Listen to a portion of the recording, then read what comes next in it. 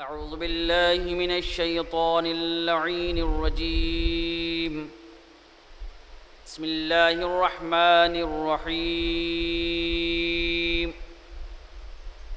اللهم صل على محمد وآل محمد.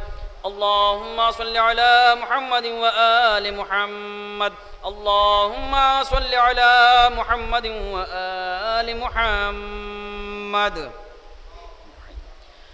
روي عن فاطمة الزهراء سلام الله عليها أنها قالت دخل علي برسول الله صلى الله عليه وآله وسلم في بعض الأيام وقال لي يا فاطمة إني لا أجد في بدني ضعفا، فقلت له أعوذك بالله يا أبت من الضعف. فقال يا فاطمة ائتني بالكساء اليماني وغطيني به. قالت فاطمة سلام الله عليها فأتيته بالكساء وغطيته به وصرت أنظر إليه وإذا وجهه يتلألأ نورا كأنه البدر في ليلة تمامه وكماله. اللهم صل على محمد وآل محمد. قالت فاطمة سلام الله عليها فما كانت إلا ساعة وإذا بولد الحسن قد أقبل وقال السلام عليك يا أمّا. فقلت عليك السلام يا قرة عيني وثمرة فؤادي. فقال لي يا أمّاه إني أشم عندك رائحة طيبة كأنها رائحة جدي رسول الله صلى الله عليه وآله. فقلت نعم إن جدك نائم تحت الكساء. فأقبل الحسن نحو الكساء وقال السلام عليك يا جداه والسلام عليك يا رسول الله، أتأذن لي أن أدخل معك تحت هذا الكساء؟ فقال له نعم قد أذنت لك. فدخل الحسن عليه السلام معه تحت الكساء. اللهم صل على محمد وآل محمد. قالت فاطمة سلام الله عليها فما كانت إلا ساعة وإذا بولد الحسين عليه السلام قد أقبل وقال السلام عليك يا أمّا. فقلت عليك السلام يا قرة عيني وثمرة فؤادي. فقال يا أمّاه وإني أشم عندك رائحة طيبة كأنها رائحة جدي رسول الله صلى الله عليه وآله. فقلت نعم إن جدك وأخاك نائمان تحت هذا الكساء. فدنا الحسين عليه السلام نحو الكساء وقال السلام عليك يا جدا، السلام عليك يا من اختاره الله، وتأذن لي أن أكون معكما تحت هذا الكساء؟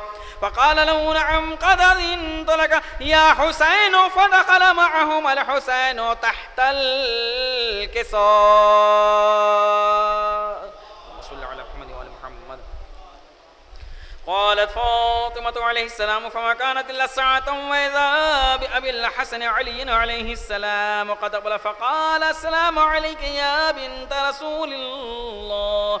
فقلت عليك السلام يا أمير المؤمنين. فقال يا فاطمة إني أشم عندك رائحة طيبة كأنها رائحة أخي وابن عمي رسول الله. فقلت نعم ها هو مع ولدك نائم تحت هذا الكساء. فأقبل علي عليه السلام نحو الكساء وقال السلام عليك يا من اختاره الله، أتأذن لي أن أدخل معكم تحت هذا الكساء؟ قال نعم قد أذنت لك. فدخل علي معهم تحت الكساء. اللهم صل على محمد وآل محمد.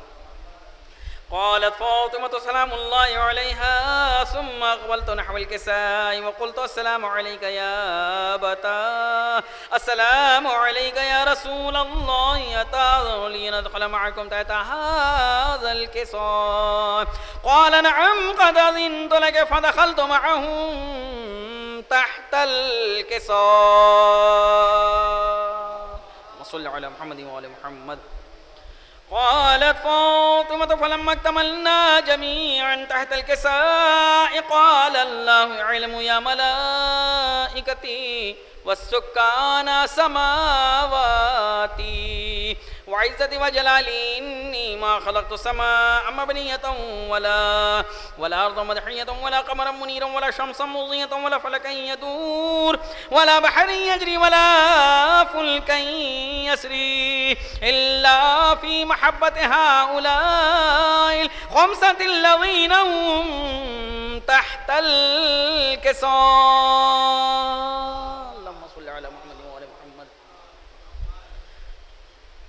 فقال جبريل عليه السلام يا رب ومن تحت الكساء؟ قال الله تعالى هم أهل بيت النبوة ومعدن الرسالة وهم فاطمة وأبوها وبعلها وبنوها. اللهم صل على محمد وآل محمد. فقال جبريل يا رب أتأذن لي نهبط على الأرض ليكون معهم سادسا؟ فقال الله تعالى نعم قد أذنت لك. فهبط الأمين جبريل وأقبل نحو الكساء وقال السلام عليك يا رسول الله، السلام عليك يا من اختاره الله، إن الله عز وجل يقرئك السلام ويخصك بالتحية والإكرام ويقول لك وعزتي وجلالي إني ما خلقت سماء مبنية ولا أرض مدحية ولا قمرا منيرا ولا شمسا مضية ولا فلكا يدور ولا بحر يجري ولا فلكا يسري إلا لأجلكم ومحبتكم قد أذن لي أن أدخل معكم تحت هذا الكساء، فهل تأذن لي أنت يا رسول الله أن أدخل معكم؟ فقال قد أذنت لك. فدخل جبريل معهم تحت الكساء. صلى على محمد وآل محمد. وقال لهم إن الله عز وجل قد أوحى إليكم يقول إنما يريد الله ليذهب عنكم الرجس أهل البيت ويطهركم تطهيرا. صلى على محمد وآل محمد. فقال علي عليه السلام يا رسول الله أخبرني ما لجلوسنا هذا تحت الكساء من الفضل عند الله تعالى؟ فقال النبي والذي بعثني بالحق نبيا واصطفاني بالرسالة نبيا ما ذكر خبرنا هذا في محفل من محافل أهل الأرض وفي جمع من شيعتنا ومحبين إلا ونزلت عليهم الرحمة وحفت بهم الملائكة واستغفرت لهم إلى أن يتفرقوا.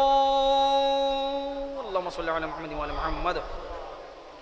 فقال علي عليه السلام إذا والله فزنا وسعدنا وكذلك شيعتنا فازوا وسعدوا ورب الكعبة.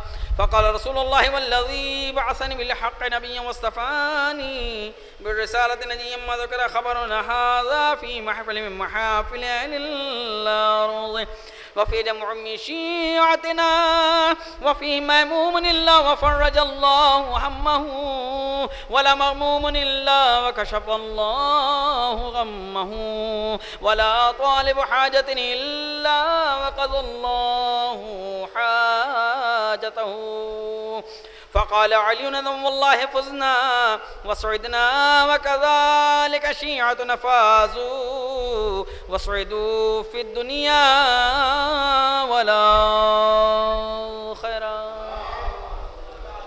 اللهم صل على محمد وآل محمد. اللهم صل على محمد وآل محمد. اللهم صل على محمد وآل محمد.